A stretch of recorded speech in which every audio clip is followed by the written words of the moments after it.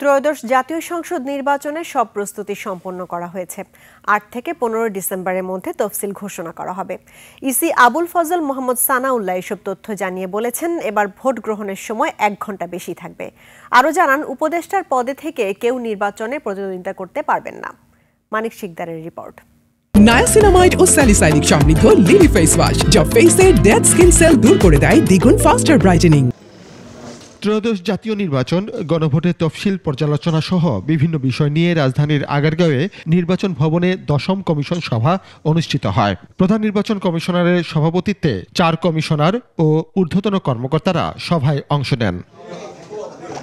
সভা শেষে ইসি আবুল ফজল মোহাম্মদ সানাউল্লাহ সাংবাদিকদের জানান, এই সপ্তাহে নির্বাচনের তফসিল ঘোষণা করা হবে। ব্যালট ছাপানোর প্রস্তুতি সম্পন্ন হয়েছে। তফসিল ঘোষণার পর আইনশৃঙ্খলা বাহিনী ও জেলা প্রশাসনের সাথে বৈঠক হবে।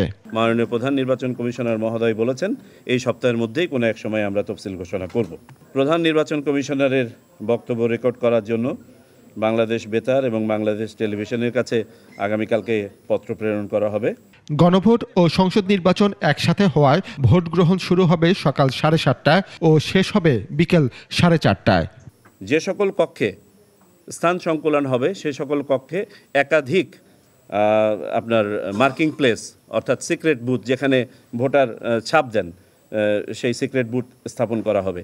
যেখানে সিক্রেট বুথ আর বাড়ানোর জায়গা নাই, সেখানে প্রয়োজনে একটা আলাদা বুথই করতে হবে।